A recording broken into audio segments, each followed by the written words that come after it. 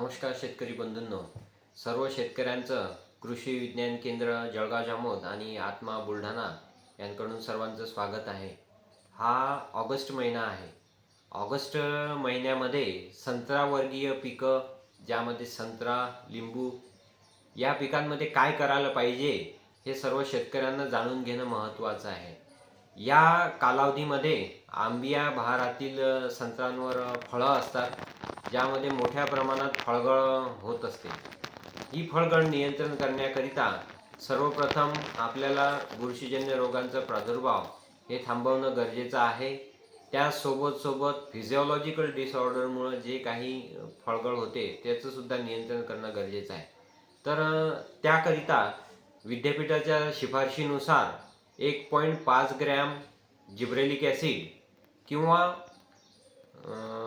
2,4-D यांचा, त्यासोबत urea 1 kilo 100 litre पाण्यामध्ये घेऊन आपल्याला फवारणी करायची आहे. पुन्हा 15 दिवसानंतर हीच फवारणी आपल्याला रिपीट करायची आहे. त्यानंतर दुसरं महत्त्वाचं पीक आहे लिंबू. लिंबू पिकांमध्ये खैरा रोगाचा प्रादुर्भाव पावसाळ्याच्या दमट वातावरणामुळे मोठ्या प्रमाणात प्रसार होत असतो. या खैरा रोगाचा प्रादुर्भाव आणि प्रसार आपल्याला थांबवणं गरजेचं आहे. याकरिता रोगग्रस्त फांद्या, त्यानंतर फळं आणि पानं हे आपल्याला छाटून पूर्णतः नष्ट करायचे आहे. त्यानंतर त्यावर स्ट्रेप्टोसायक्लिन प्लस ब्ल्यू कॉपर या दोन बुरशीनाशक आणि बॅक्टेरिसाइडची आपल्याला फवारणी घ्यायची आहे. ती या पद्धतीनं स्ट्रेप्टोसायक्लिन 2 ग्रॅम आणि ब्ल्यू कॉपर 35 ग्रॅम प्रति 15 लिटर याप्रमाणे आपल्याला फवारणी करायची आहे.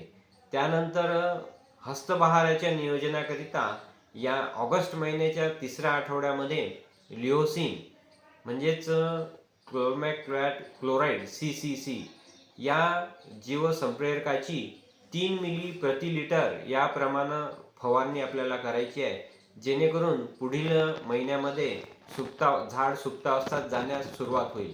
अशा पद्धतीनं दोन्ही पिकांचे आपल्याला नियोजन करायचं आहे. सोबतच सध्याच्या घडीला पावसाचं प्रमाण खूप मोठ्या प्रमाणात वाढलेलं आहे. मागच्या 2-4 दिवसात जर बघितलं तर खूप मोठ्या प्रमाणात बुलढाणा जिल्ह्यातील मेहकर असो, चिखली असो, घाटाखालील काही तालुक्यांमध्ये पावसाचं प्रमाण खूप झालेलं आहे.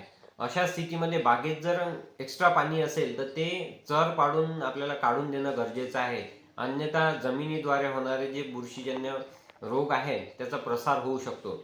त्यामुळं अति झालेलं जे पाणी आहे, थांबलेलं पाणी आहे, ते आपल्याला निचरा करून देणं गरजेचं आहे. ह्या सगळ्या 2-3 ज्या गोष्टी महत्त्वाच्या आता शेतकऱ्यांनी करायच्या आहेत, या बाबतीत थोडक्यात सांगितलेलं आहे. अधिक माहिती जर आपल्याला पाहिजे असेल तर अधिक माहितीसाठी जवळच्या तालुका कृषी अधिकारी कार्यालय, आत्मा विभागाचे संपर्क अधिकारी BTM यांना, त्यासोबत कृषी विज्ञान केंद्र यांना संपर्क साधा. तूर्तास थांबतो. धन्यवाद.